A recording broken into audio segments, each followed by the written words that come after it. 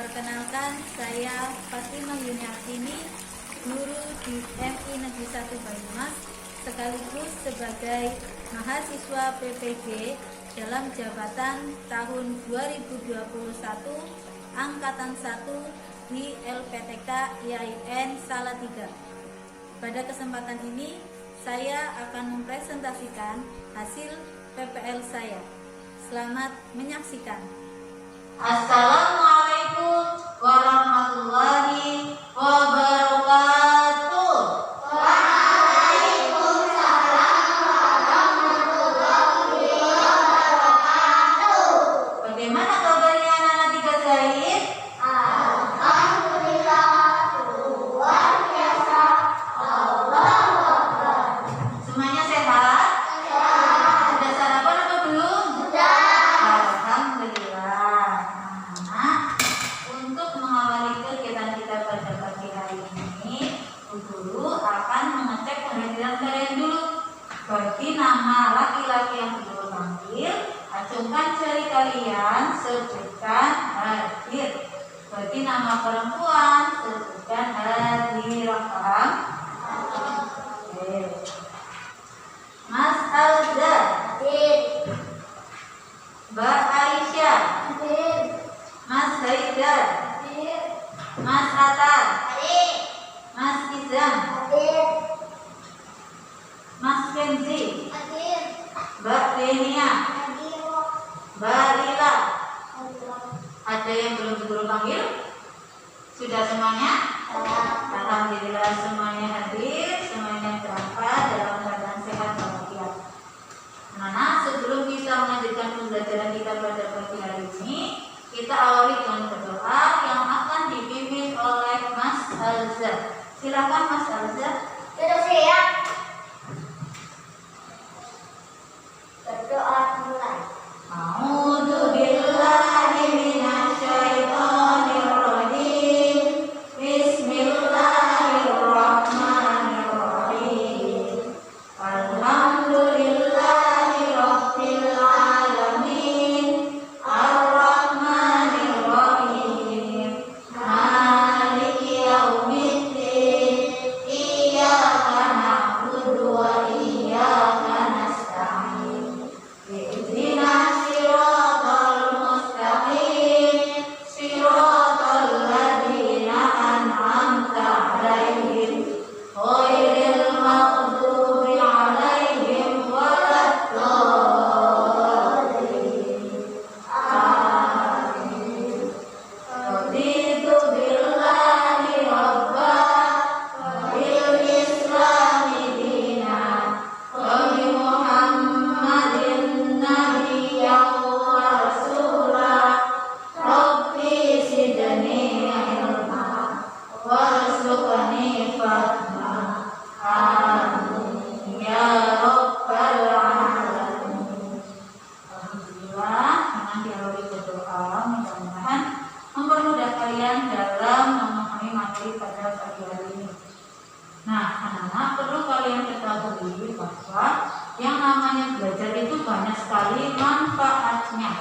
Salah satunya bisa mempermudah kalian untuk menggapai cita-cita kalian. Kalian semua pasti sudah punya cita-cita masing-masing kan ya? Nah, selain berdoa juga harus diimbangi dengan belajar dan juga usaha yang kuat agar cita-cita kalian tercapai. Semangat belajar ya! Oke, terima kasih.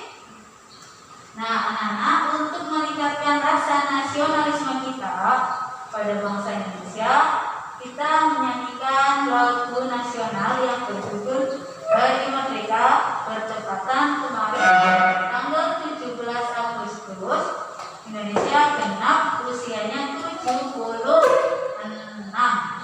Dan Bu Guru minta semuanya berdiri, kita menyanyikan lagu Hari Merdeka.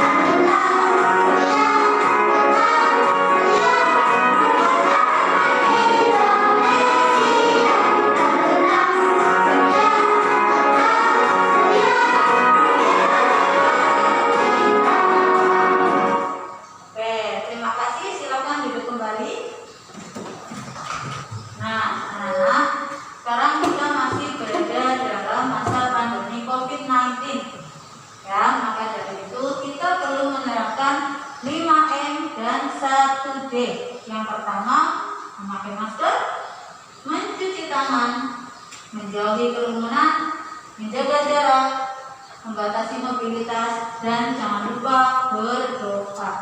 Mudah-mudahan dengan kita rajin menerapkan 5M dan 1D, kita dijauhkan dari COVID-19 dan Allah senantiasa memberikan kita kesehatan. Amin ya rabbal alamin.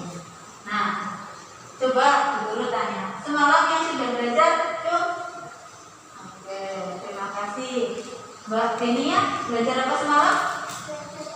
Belajar tentang dongeng. Mas Kenzi belajar tentang apa? Bahasa Inggris. Mas Haider belajar apa? Dongeng juga. Kalian belajar?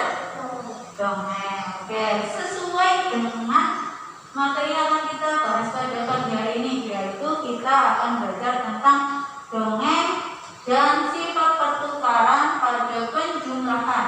Dengan kalian sudah belajar lebih dahulu semalam, insya Allah akan memudahkan kalian untuk belajar memahami materi pada pagi hari ini bersama guru.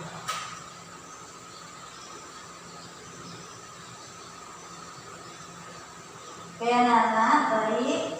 Perlengkapan yang perlu kalian siapkan, yang pertama adalah modul tema 2, kemudian LKPD, dan juga alat tulis. Silakan disiapkan di atas meja kalian masing-masing.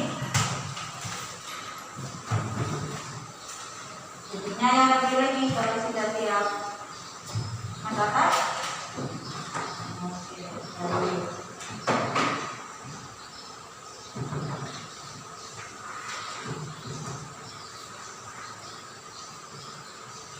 Anak-anak, pertemuan sebelumnya kita sudah belajar tentang apa ya Mbak Aisyah? Penerapan Pancasila dan makhluk hidup. Betul, tentang penerapan Pancasila dan juga makhluk hidup. Guru ingatkan sedikit, yang namanya makhluk hidup itu ada manusia, ada tumbuhan, dan juga hewan. Nah, ketika kita mencukuri keberagaman makhluk hidup, ternyata termasuk pengamalan Pancasila, yaitu sila yang pertama yang berbunyi ketuhanan yang maha esa. Terima kasih Mbak Aisyah jawabannya.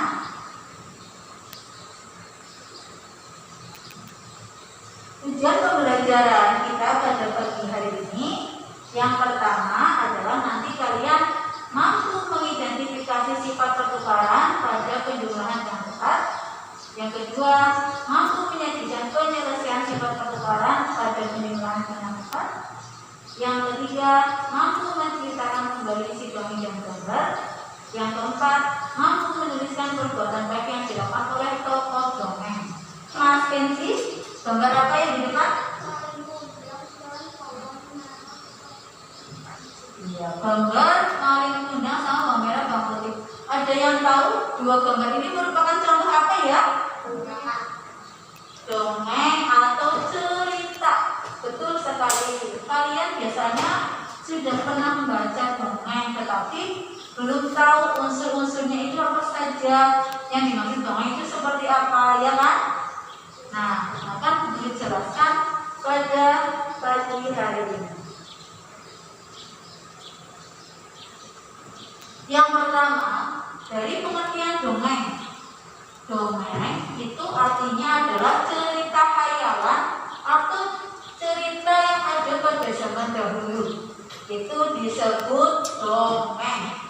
Nah, biasanya dongeng itu berisi pesan atau amanat dari seorang penulis yang ingin disampaikan pada kita pembaca dongeng atau cerita itu. Kemudian dalam dongeng itu juga ada tokohnya. Ya, tokoh itu bisa berupa manusia, hewan, ataupun tumbuhan.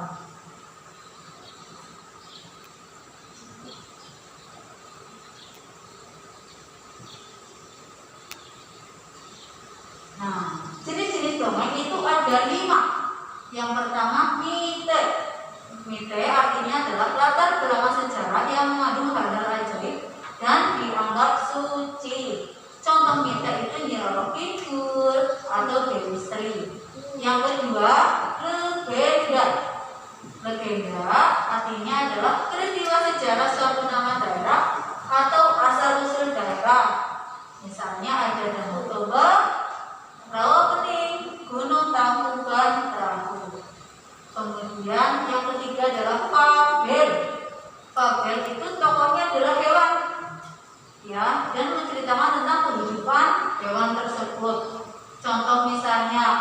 dan buaya, kancil mencuri timun, kura-kura dan kelinci.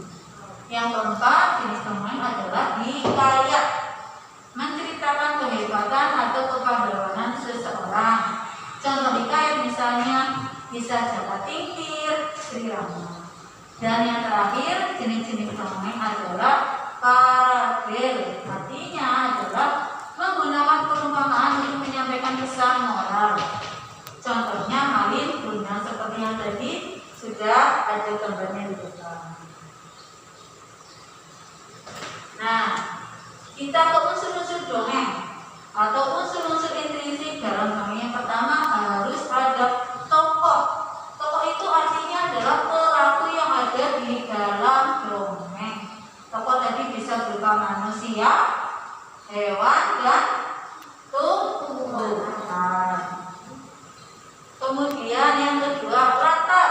Latar maksudnya adalah tempat kejadian kisah, misalnya di gunung, di sungai, waktu itu bisa pagi hari, siang hari, sore hari atau malam.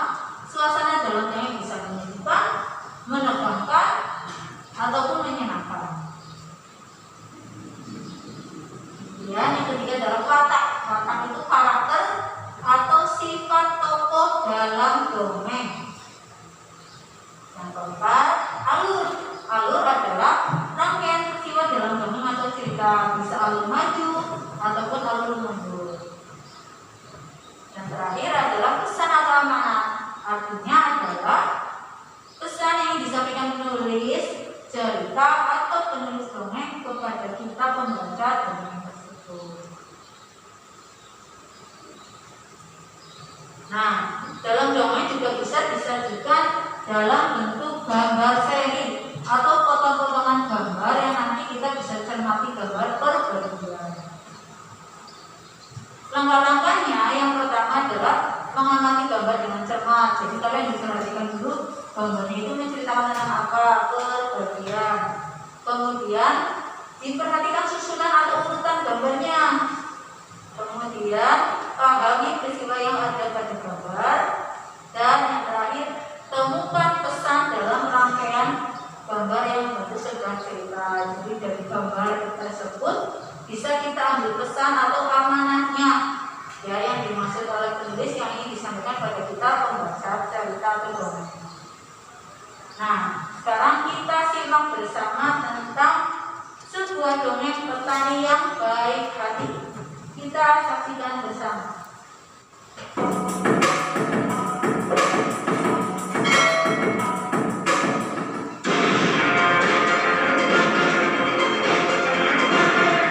Pada video kali ini saya akan mencoba menyajikan dongeng tentang kebaikan seorang petani. Simak ceritanya berikut ini. Suatu hari tinggal seorang petani yang baik dan murah hati. Pada saat petani itu pergi ke sawahnya, dia menemukan seekor burung pipit yang kakinya patah.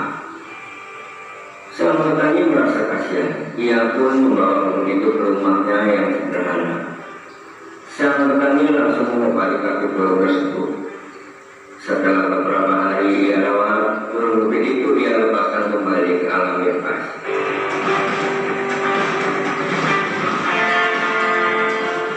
Beberapa hari kemudian, pada saat petani itu sedang mengairi sawah dan mencabuti rumput liar, ia didatangi oleh burung pipit kecil yang telah ia tolong.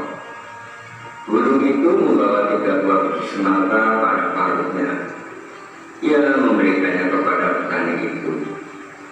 Setelah itu, burung itu pun pergi. Petani itu sangat berterima kasih kepada burung.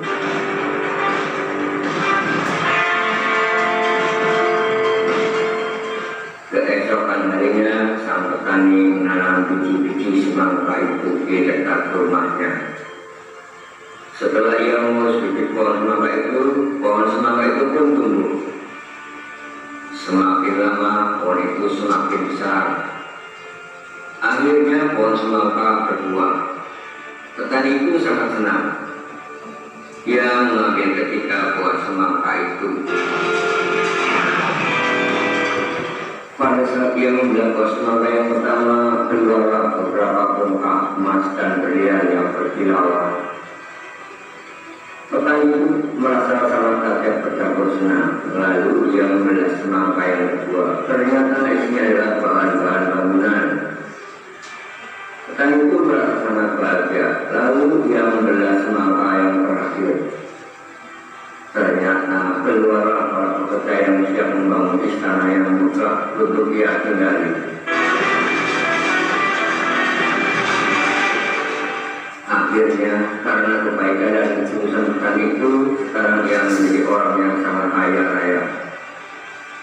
Ia selalu membagikan hartanya kepada orang yang kekurangan dan selalu menolong orang yang butuh pertolongannya. Pesan yang ada pada cerita petani yang baik tadi antara lain, perbuatan baik akan mendapatkan balasan yang baik pula. Perbuatan baik kepada binatang atau tumbuhan, maka kebaikannya akan kembali pada kita. Petani tersebut telah berbuat baik.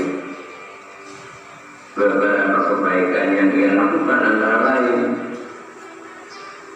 petani itu menolong burung pipit yang kakinya terluka. Petani itu merawat burung pipit sampai sembuh. Petani tersebut mengucapkan terima kasih kepada burung pipit. Petani juga merawat semangka hingga berbuah. Dan yang paling penting adalah petani tersebut membagikan hartanya untuk orang yang kekurangan. Demikian cerita mengenai petani yang baik hati. Semoga video ini bermanfaat. Terima kasih. Oke, kita tadi sama-sama sudah menyaksikan video dongeng tentang petani yang baik hati. Bu Guru sekarang mau tanya ke Mas Haidar. Tokohnya dalam dongeng tadi misalnya siapa? Siapa Mas Haidar ya?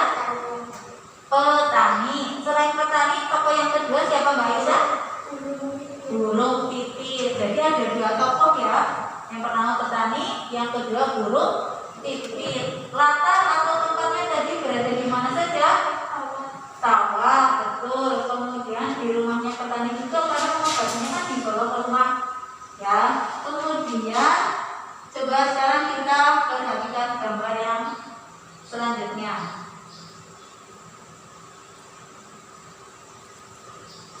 Nah, ada 5 gambar ini mewakili penggalan cerita tadi.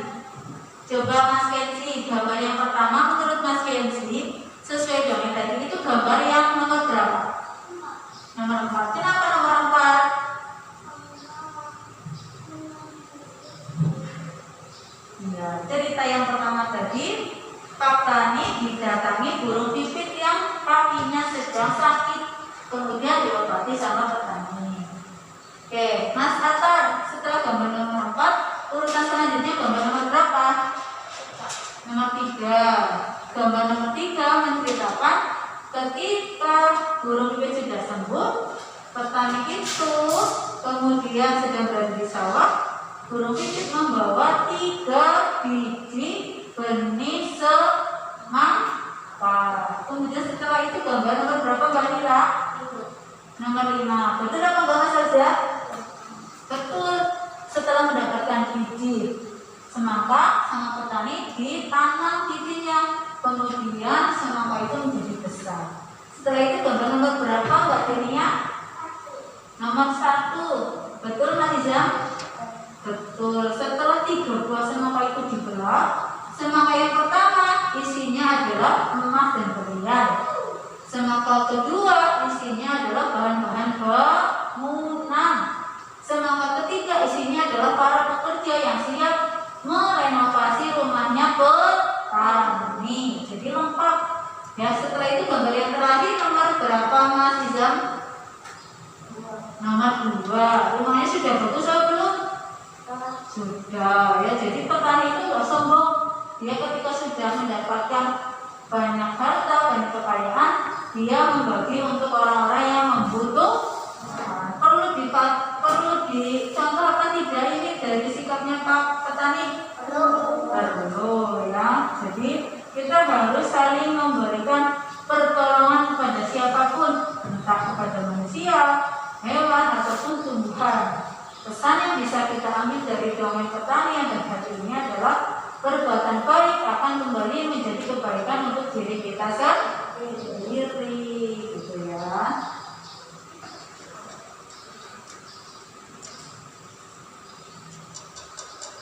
Nah, selanjutnya kita akan melanjutkan materi tentang sifat pertukaran atau komutatif pada penjumlahan. Sekarang perhatikan dulu.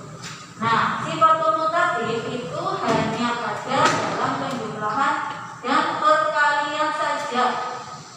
Nah, maksud arti komutatif itu apabila ada dua bilangan atau lebih yang dioperasikan dibolak-balik itu hasilnya sama. Ya, coba kalian perhatikan. Tadi misalnya ada seorang petani mempunyai 500 kilogram beras misalnya. Kemudian petani tersebut juga mempunyai 200 kilogram gandum. Apabila ditanyakan jumlah total hasil panen yang dimiliki petani, berarti caranya adalah dijumlahkan. Coba kita hitung bersama. 500 ditambah 200 berapa hasilnya? 700 kilogram. 700 ini merupakan penjumlahan dari 500 kilogram beras ditambah 200 kilogram gandum. Jadi total hasil panen Pak petani adalah 700 kilogram. Sekarang kalau misalnya guru balik, di sini ada 200 kilogram gandum, kemudian ditukar tempatnya ada 500 kilogram beras disimpan dalam gudang. Guru menanyakan jumlah total panen Pak petani, berarti sama saja, yaitu dijumlahkan. Berapa 200 ditambah 500? 700 kilogram. Hasilnya sama atau tidak antara yang atas dan bawah? Nah, ini merupakan salah satu contoh sifat komutatif pada penjumlahan. Guru ulangi sekali lagi, yang namanya sifat komutatif itu bisa digunakan pada penjumlahan dan juga perkalian. Dalam sifat komutatif penjumlahan rumusnya adalah A ditambah B sama dengan B ditambah A sama dengan C. A dan B ini merupakan bilangan yang akan kita jumlahkan. B sama A kan sama saja, tinggal dibalik. C ini merupakan hasil penjumlahan. Sampai di sini bisa dipahami? Bisa. Coba sekarang misalnya ada angka seperti ini, 3 ditambah 2. Maka jika ingin menggunakan sifat komutatif, bagaimana Mbak Aisyah?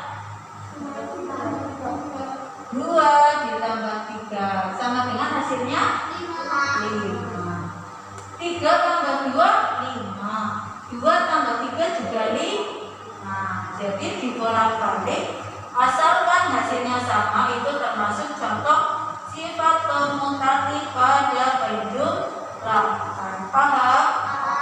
Oke, untuk lebih jelasnya kita simak video berikut. Assalamualaikum warahmatullahi wabarakatuh. Selamat datang di kelas guru. Kita akan belajar tentang sifat pertukaran pada penjumlahan untuk kelas 3 SD. Nah, tujuan pembelajaran kali ini yaitu yang pertama, memahami sifat pertukaran pada penjumlahan. Yang kedua,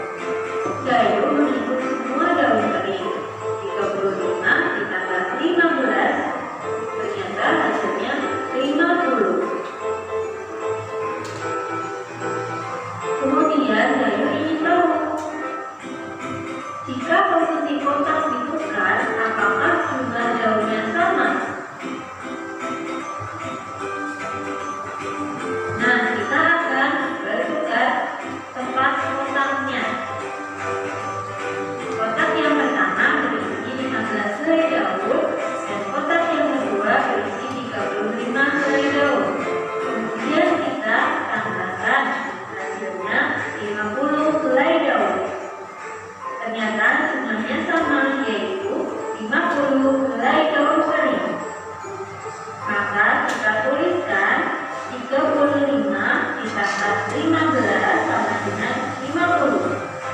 Kemudian kita tukar tempatnya, 15 ditambah 35 sama dengan 50. Karena hasilnya sama atau tetap walaupun tempatnya ditukar, maka dapat kita simpulkan bahwa 35 ditambah 15 sama dengan 15 ditambah 35. Sekarang kita coba penjumlahan yang lain. 120 kita tambah dengan 930. Kita hitung dari belakang. 0 ditambah 0 hasilnya 0. 2 ditambah 3 hasilnya 5. Dan 1 ditambah 9 hasilnya 20. Kemudian jika kita tukar tempatnya, 930 ditambah dengan 120. Kita hitung dari belakang. 0 ditambah 0 hasilnya 0. 3 ditambah 2 hasilnya 5. Dan 9 ditambah 1 hasilnya 10. Kita tuliskan 120 ditambah 930 sama dengan 1050. Kemudian 930 ditambah 120 sama dengan 1050. Ternyata walaupun kita tukar tempatnya, hasilnya tetap atau sama. Maka dapat kita simpulkan bahwa 120 ditambah 930 sama dengan 930 ditambah 120. Sekarang yang kedua, kita akan belajar menyelesaikan soal cerita yang menggunakan sifat pertukaran pada penjumlahan. Contoh soalnya, yaitu mengumpulkan biji kacang merah sebanyak 500 butir. Lalu menyimpan biji kacang merah di dalam kotak berwarna hijau. Siti mengumpulkan biji kacang merah sebanyak 610 butir. Ia meletakkannya pada kantong plastik. Berapakah jumlah kacang merah Gayu dan Siti? Maka kita hitung 500 ditambah 610 hasilnya 1110.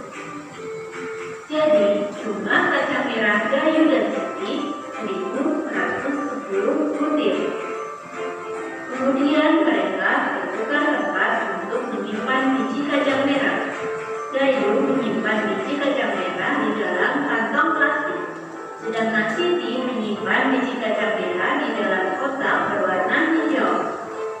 Maka kita tukar perhitungannya. 610 ditambah 500 sama dengan 1110. Jadi jumlah kacang merah Gayu dan Siti tetap 1110 butir. Maka dapat kita tulis dalam bentuk penjumlahan 500 ditambah 610 sama dengan 610 ditambah 500. Karena hasil penjumlahannya sama. Contoh soal lainnya, Gayu memasukkan 540 buah manis ke dalam karung. Sedangkan Siti memasukkan 590 buah manis ke dalam karung. Berapakah jumlah manis dalam karung Gayu dan Siti? Kita tulis bentuk penjumlahan dengan pertukaran sebagai berikut. 540 ditambah 590 sama dengan 1130. Kita tukar menjadi 590 ditambah 540. Ternyata hasilnya sama, 1130. Karena hasilnya sama, maka dapat kita tulis jumlah tersebut dalam bentuk pertukaran 540 ditambah 590 sama dengan 590 ditambah 540.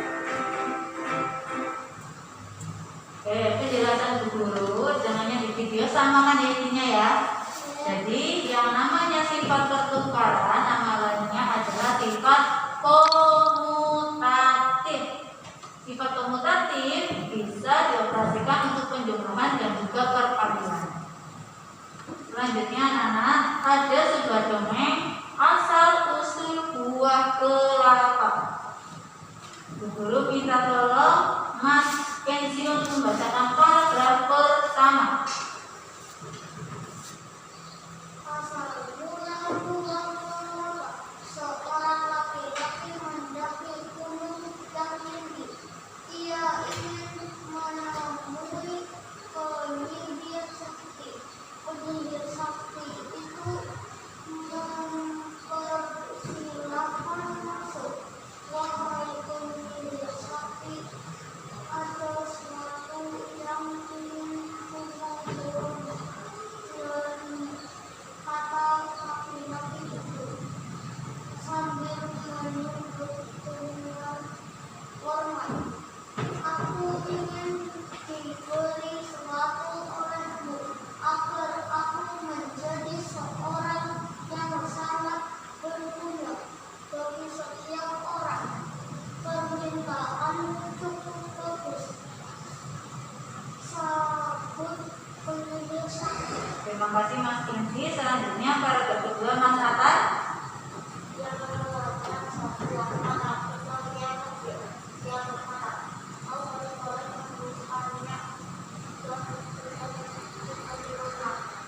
Setelah itu melihat akibat kebutuhan dan kejiwaan dan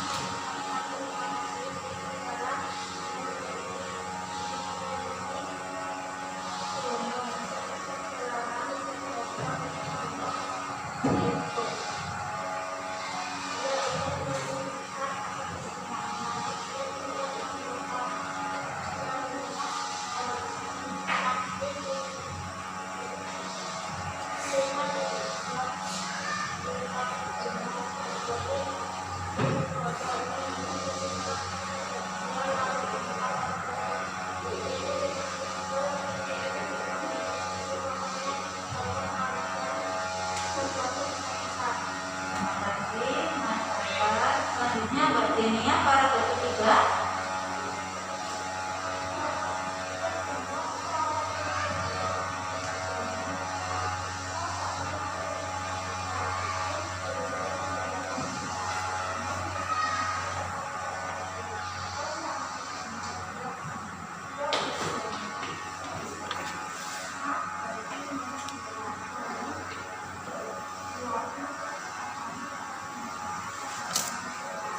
Ya, nah dalam dongeng asal mula buah kelapa ini pasti kan ada tokohnya, ada latar atau tempatnya, kemudian ada pesan atau amanah dari penulis yang ingin disampaikan kepada kita membacanya. Untuk itu, Bu Guru minta tolong kalian untuk berdiskusi menentukan unsur intrinsiknya dongeng asal mula buah kelapa. Coba kalian buka LKPD kalian halaman 2.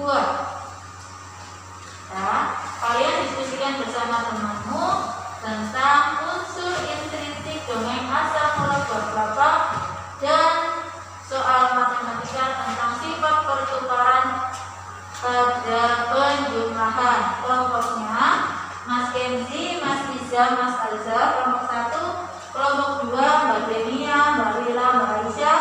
Kelompok 3 Mas Iza, Mas Haidar, maaf, dan Mas Atar. Silakan untuk berdiskusi menentukan jawaban dari unsur intrinsik asal mula buah kelapa.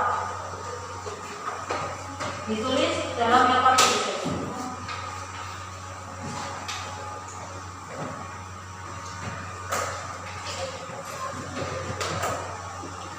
Sudah selesai diskusinya? Sudah. Mas Haidar sama Mas Atar sudah selesai? Oke, ini yang cewek-cewek sudah selesai, Mbak Aisyah, Mbak Lila, Mbak Denia. Oke, satu kelompok jawabannya harus sama ya, tidak boleh beda-beda. Bu Guru minta untuk soal yang pertama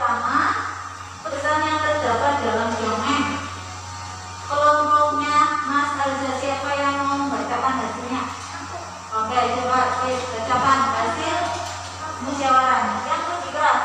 Agar kita selalu menjaga atau menepati janji karena sifat benci hanya akan berakibat buruk bagi kita dan orang lain. Coba kelompoknya Mas Haidar sama Mas Atta setuju apa tidak tentang pesan dari Bang Hasan Murad buat yang disampaikan sama Mas Riki? Setuju apa tidak jawabannya? Jadi intinya pesan yang ingin disampaikan oleh penulis tadi itu kita tidak boleh ingkar janji, karena kan tadi sudah diamanahi ya suruh dibukannya itu jangan di jalan ya, tetapi karena tidak sabar dibuat di tengah jalan, akhirnya malah berubah menjadi sebuah pelaku. Unsur intisip yang kedua, tokohnya. Coba dari kelompoknya yang perempuan, siapa yang membacakan tokohnya siapa saja? Mbak Aisyah, oke. Tokohnya siapa saja Mbak Aisyah? Penyihir sakti dan seorang laki-laki. Padahal penyihir saktinya itu baik ya, mau mengabulkan permohonannya ya. Tokohnya ada yang lain atau enggak? Kelompoknya Mas Yansi Izam? Tidak ada, cuma 2 tokohnya ya. Oke, betul. Selanjutnya wataknya. Mas Haidar atau Mas Atta yang membacakan? Mas Atta, boleh. Wataknya apa Mas?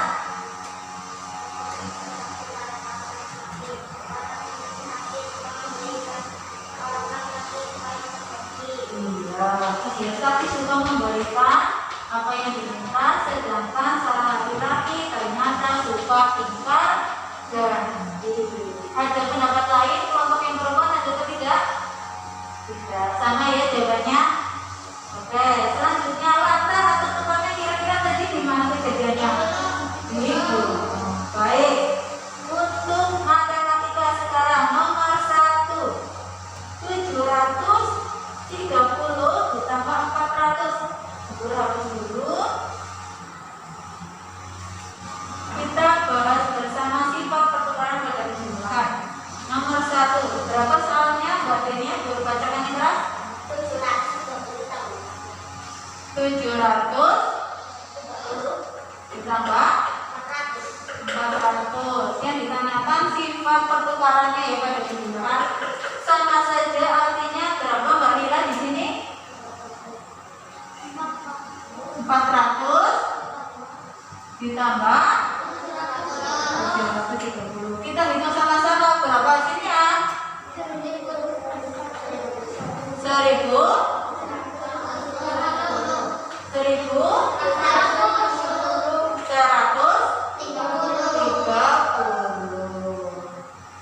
Ada jawaban lain dari kelompok yang lain? Tidak ada. 730 tambah 400 sama saja 400 ditambah 730, hasilnya tetap sama 1130.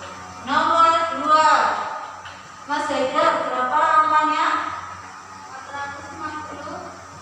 450 630. Kalau menggunakan sifat komutatif berarti sama saja di sini 630 450. Berapa hasilnya?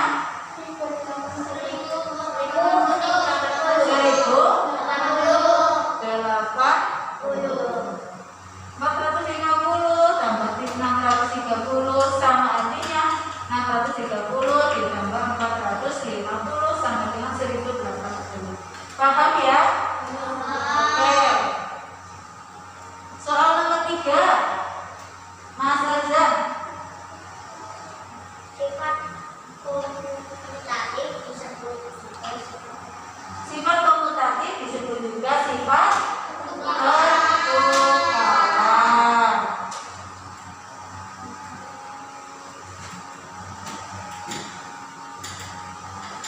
Nomor 4,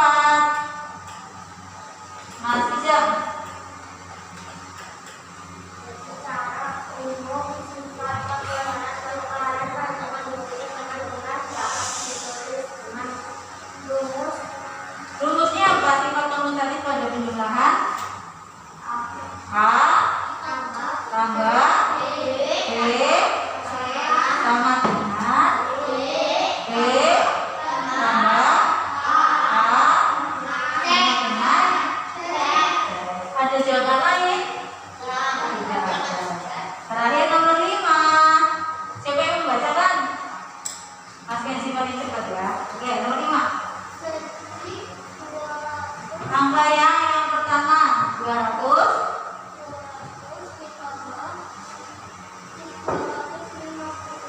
350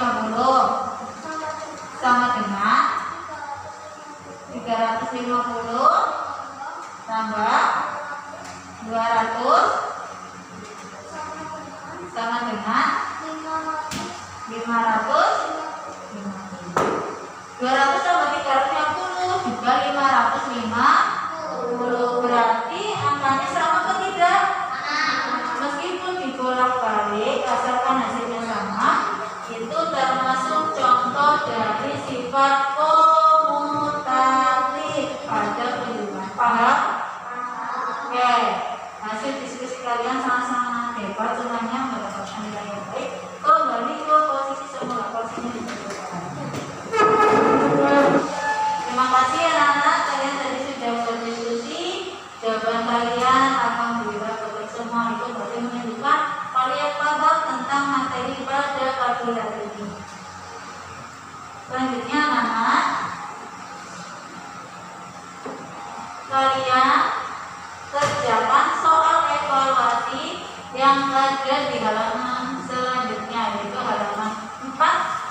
Nanti setelah kalian selesai, jangan lupa minta tolong ayah bunda kalian untuk memfotokan dan juga di upload dalam aplikasi e-learning.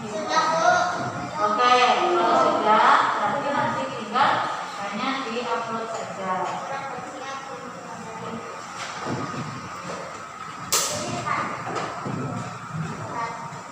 Coba kita simpulkan sama-sama yuk. Hari ini kita belajar apa saja? Yang pertama tentang dongeng. Apa itu dongeng? Kemudian dalam dongeng ada unsur-unsurnya. Apa saja? Unsurnya. Unsurnya.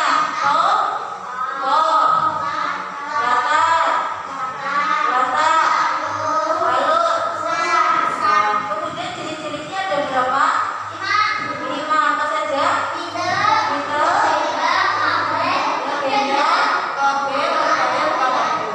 Kemudian sifat komutatif pada penjumlahan bisa ditulis dalam sebuah rumus apa? A ditambah B sama dengan B plus A sama dengan C.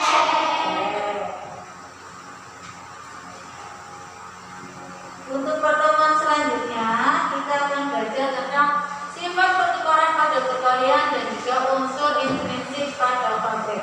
Sampai di sini ada yang ditanyakan? Penjelasan guru bisa dipahami? Semuanya senang belajar pada pagi hari ini? Kalau senang coba kalian jawabannya ya. Terima kasih. Nah, anak-anak, sebelum kita akhiri pembelajaran kita pada pagi hari ini, guru tetap ingatkan, tetap jaga kesehatan, tetap beribadah salatnya 5 waktu, yang tetap semangat belajar. Belajar tidak hanya di sekolah, bisa saja dilakukan di rumah masing-masing dengan bimbingan orang tua kalian masing-masing. Kita tutup dengan baca hamdalah bersama-sama.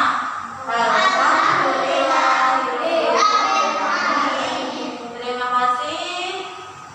Guru ucapkan kurang lebihnya mohon maaf. Wassalamualaikum warahmatullahi wabarakatuh.